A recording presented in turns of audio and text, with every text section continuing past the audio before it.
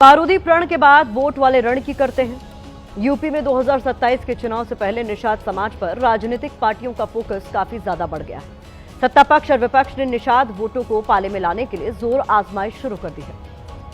BJP ने निषाद में मल्ला समाज से आने वाली साध्वी निरंजन ज्योति को राष्ट्रीय पिछड़ा वर्ग आयोग का अध्यक्ष बनाया है, तो अखिलेश यादव ने इसकी काट में रुक्मणी देवी पर दांव खेला है। अखिलेश के इस दांव ने निषाद वोटों के मोर्चे पर बीजेपी और संजय निषाद की मुश्किलें बढ़ा दी हैं। रुक्मणी देवी पूर्व एसपी सांसद फूलन देवी की बहन है, मल्ला समुदाय से ही आती हैं। मल्ला निषाद समाज की उपजाति है।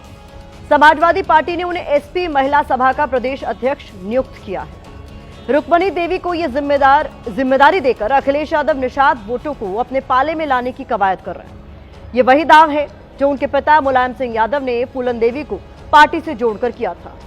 फूलन देवी को टिकट देकर मुलायम सिंह यादव ने निषाद, केवट, बिंद और मल्ला जातियों को अपने साथ जोड़ा था।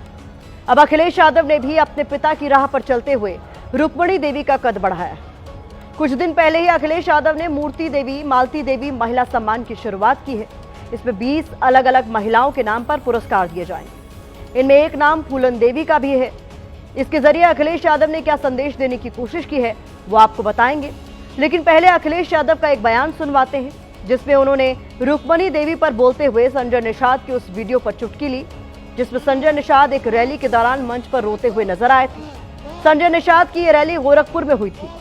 इस दौरान वो अपने समाज की पीड़ा का जिक्र करते हुए फूट फूट कर रोए थे।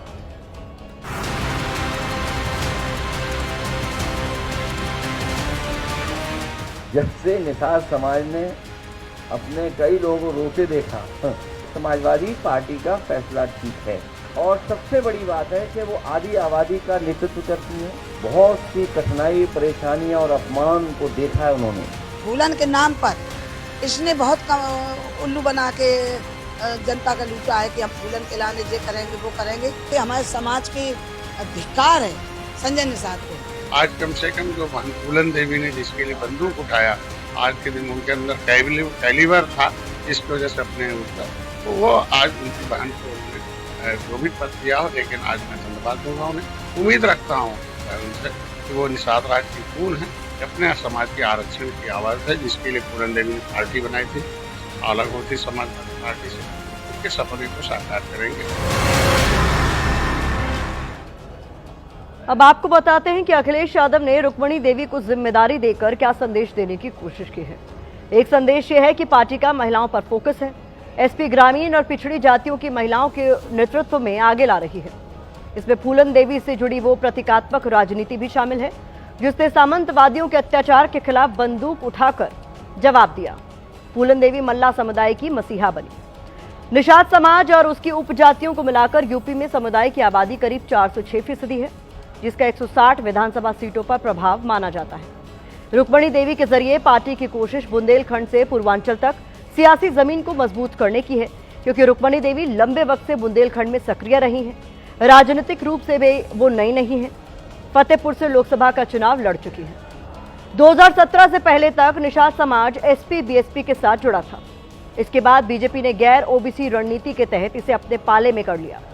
संजय निषाद के एनडीए में आने से बीजेपी को इसका फायदा हुआ। हालांकि निषाद समाज की अहमियत को देखते हुए 2024 में अखिलेश यादव ने भी बड़ा दांव खेला।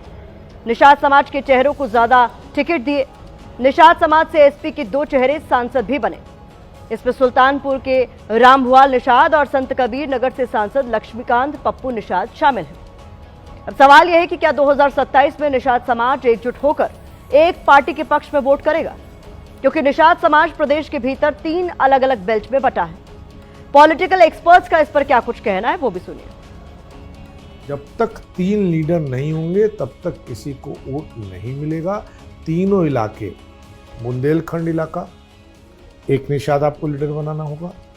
दूसरा गोरखपुर से अंबेडकर नगर और फैजाबाद तक का एक लीडर बनाना होगा। तीसरा बनारस से लेकर के और आपको कानपुर के थोड़ा पहले कानपुर के बेल्ट तक लीडर बनाना होगा।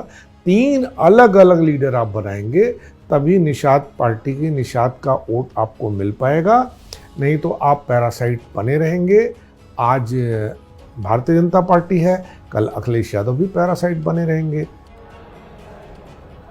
गौर करने वाली बात यह भी है कि 2027 में अखिलेश यादव की कोशिश सिर्फ बीजेपी के वोट बैंक में सेंध लगाने की ही नहीं है, बल्कि वो प्रदेश में बीजेपी के सहयोगियों जैसे संजय निषाद और ओम प्रकाश राजभर के वोट बैंक को भी साथ जोड़ने की कोशिश कर रहे हैं। अखिलेश यादव की कोशिश पिछड़ों और दलितों के ज्यादा से ज्यादा वोट अपने पाले में खींचने की है।